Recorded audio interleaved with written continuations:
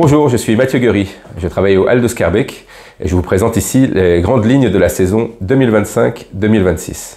La saison prochaine, c'est une invitation à se retrouver. Vous êtes de plus en plus nombreux et nombreuses à nous rejoindre dans nos salles et on se réjouit de cela. On continue à faire des choses qu'on fait depuis 3 saisons, c'est-à-dire des grands spectacles de danse, de cirque, le marché de la poésie poétique Bazar, les lundis dynamites qui sont ces rendez-vous les premiers lundis du mois de jeunes créations. Et on est ravis de pouvoir continuer à développer ces formats, comme notamment aussi le festival à Halle. Les Halles, c'est bien sûr la grande halle, la piscine, la petite halle, mais le programme des Halles il se développe aussi dans d'autres lieux de Bruxelles, en partenariat avec des opérateurs, des opératrices tels que l'Atelier 210, le 140, la Balsamine ou encore les ZAC. Vous retrouverez donc notre programme non seulement aux Halles, mais également dans d'autres lieux de la ville. La saison 2025-2026 est une invitation à se retrouver. On est dans une période de génocide, on est dans une période de guerre, de tension, on est dans une période de montée des inégalités aussi, et on pense ici aux Halles que c'est important effectivement de se regrouper et de vivre des choses ensemble.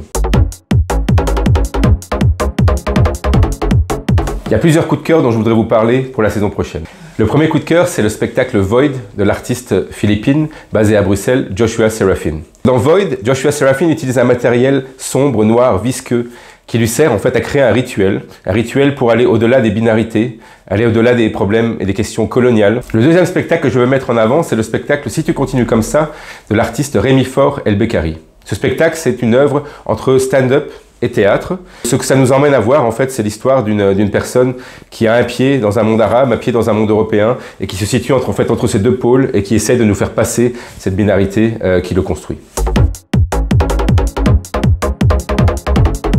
Nous accueillons également la compagnie italienne Motus avec leur spectacle Middlesex, MDLSX. Une histoire d'identité également, une histoire de Silvia Calderoni, une grande artiste italienne, qui nous raconte en fait son parcours de transidentité ou d'identité multiple. Tout cela en faisant en fait un DJ set. Nous avons également la chance d'accueillir le nouveau spectacle, la nouvelle création de Vima Laponce, Honda Romance. Ce spectacle, on ne peut pas encore vraiment en parler, c'est une création, mais tout ce qu'on sait, que ce sera encore une fois un solo pour Vimala, cette fois accompagné par contre d'un chœur de chanteurs et de chanteuses. Un autre de mes coups de cœur de la saison, c'est le spectacle Suzanne, une histoire du cirque, créé par Anna Tauber et Fragan Gelker.